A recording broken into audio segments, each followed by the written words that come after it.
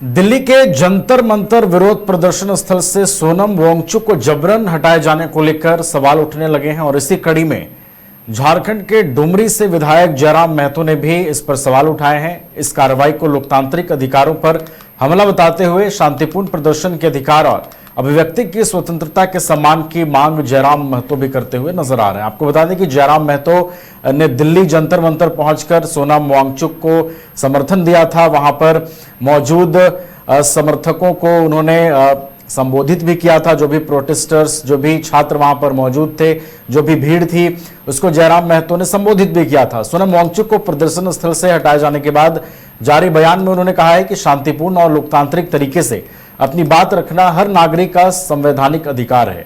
अपने बयान में इस कार्रवाई को उन्होंने लोकतंत्र के लिए चिंता का विषय बताया। उन्होंने कहा कि केवल आवाज दबाने से समस्याओं का समाधान नहीं हो सकता। लोकतांत्रिक व्यवस्था में संवाद, बातचीत और लोगों की चिंताओं को सुनना जरूरी है। बयान में लोकतांत्रिक मूल्यों का सम्मान करने और शांतिपूर्ण तरीकों से उठाई जा रही मांगों पर विचार करने की अपील डुमरी के विधायक जयराम महतो ने की है। क्या कुछ उन्होंने कहा है अपने बयान में, सुनिए आप भी। देखिए, ये तो होना ही था क्योंकि फिलहाल जो वर्तमान में सरकार है ये लोकतांत्रिक मूल्यों को लगातार धज्जियां उड़ा रही है। जनता की सुनने नहीं जा रही है, ना जनता की बात को समझने जा रही है। आंदोलन को दबाने के लिए लगातार कुछ न कुछ हथकंडे अपनाते हैं।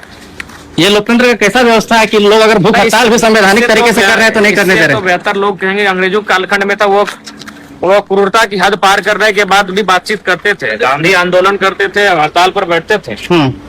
के हिसाब से बातचीत करना चाहिए था, संवाद करना चाहिए था। एक मिनट, 20 तारीख को संसद तक जाने का प्रोग्राम था, उसका क्या हुआ सर? जाएंगे क्या समर्थन? कैसे जाइएगा? मान के चलिए नेता कोई उठा लिया गया है, आगे अब देखिए क्या कार्य होता है। झारखंड में उस प्रकार का आंदोलन दिखेगा क्या? जी, हम लोग है और साथ ही साथ नए नए उद्योगों की स्थापना करने की भी आवश्यकता है ताकि उनको कृषि को एक बेहतर तरीके से डेवलपमेंट करनी चाहिए। सर, हमारे देश में बहुत सारे ऐसे इंजीनियरिंग कॉलेज है जो एक छोटी सी टॉपिक को बताते कि हम तुम्हें नौकरी देंगे, लेकिन कोई लड़का का नौकरी नहीं होता है, कोई सिलेक्शन नहीं होता है और सभी कॉलेज को से जो है पढ़ाती है लेकिन उससे बेरोजगार ही माना जाता है। जिसके माँ बाप जो है अभी देख सकते जो है कि मुद्दा चल रही है, जो वांगचुक जी अवसर पे बैठे हुए उनको खेती बाड़ी बेच के लोग पढ़ाते हैं लेकिन उसका सोल्यूशन कुछ नहीं होता है। तो ऐसे कैसे हमारा भविष्य बच्चों का चलेगा?